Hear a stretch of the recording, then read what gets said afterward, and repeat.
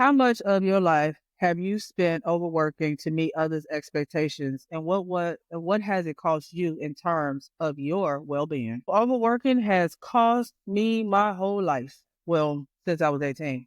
It cost me everything. I worked 2, 3 jobs. I worked and went to school. I took care of a family, me and my 3 kids, and I would always help my family out too, including my mother. And so I was always burning myself out trying to meet up others' expectations and to fight against stereotypical stuff. Like if people would say things about like, black people being lazy or wanting to live off of welfare or, wanting to just get free handouts. And I came from a family full of people who love living off the government. Like my mom's family, yeah, if they get a handout, they'll take it. So I was completely against it. But I also realized that Mhm. I worked a full-time job and went to school and I still needed the government help. I still needed them to pay my rent, still needed food stamps, still needed to, Right. have them help pay my lights and gas.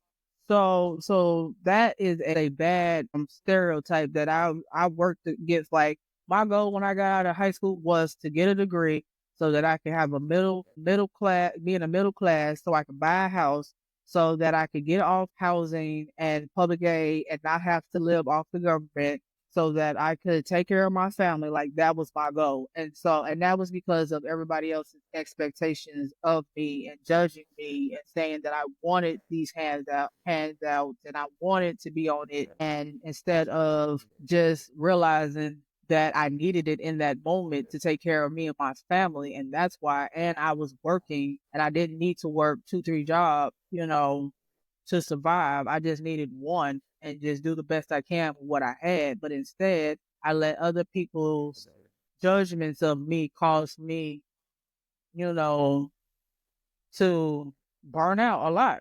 I used to get sick because I used to work so much. And that was the only time I took a break Wow. was when I got sick. Yeah, that's how much I worked. That's when I knew that's the only reason why I would get sick because I don't get sick that much. So after my kids like got through a certain age, I wouldn't get sick that much. And then, but if I was stressed out, I get a cold immediately. And then I'd be like, Mm. "Yep, I need to take a break. I need to take a break. I need to rest." I've told myself that I wasn't, like I barely took a day off work because I was like, you don't take days off work. You work hard. You're the best worker there. You don't give them a reason to fire you. Like I believe all that because you black that they gonna fire you. You're gonna be the first one to be fired. So you got to work harder Mhm. than everybody else. Right. Yeah, and so I did, and I was always trying to be the best person, and don't let somebody else come into my job and do better than me. I would sit up there and beat myself up because I'd be like, why I can't be better? Why I can't be like that person? And the truth is I had more going on in my life than they did, and maybe they Mhm. actually was doing it because they love to work, and I was doing it because I felt like I was trying to not be judged, you know? Right. Kari, in your experience, what has been the hardest part of shifting from finding self worth and productivity to finding it within yourself? So I used to work at a grocery store for 6 years, and I felt like being productive and working was the way to go. Although I hated it and I felt like it was bullshit, I always felt like I shouldn't be doing this. I always felt like in my spirit, I shouldn't be working a 9 to 5. That's how I always felt. People always tell me, no, you need to work a 9 to 5.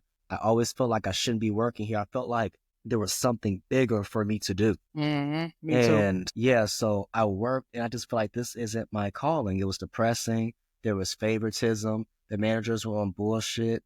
There was hmm gossipers, everyone working, it was, the schedule was bullshit. I mean, you could tell who didn't like you and who did based off of who you worked with. You would have hmm everybody working in the morning, then two people working at night. It was just like, this is not okay. I felt like I would be one of those people that will speak up, but I did it because I knew that it would cause a lot of conflict and hmm it'll put me in the spot. Because the type hmm of person I am, I always call out injustice. Me So too. obviously, I got fired. And you know what? I didn't really care that I got fired. I was like, you know what? I don't have no money, sure, whatever, but my mental health is declining. And that's when I finally sought help. After the drama that happened online, I went to go see a psychiatrist. I went to the emergency room because I was depressed. Obviously, he got me on pills, which I still felt like in my spirit, these pills are not going to help me. Yes, they make me feel good, but I'm not taking these pills for the rest of my life. So that's when I went on my spiritual journey.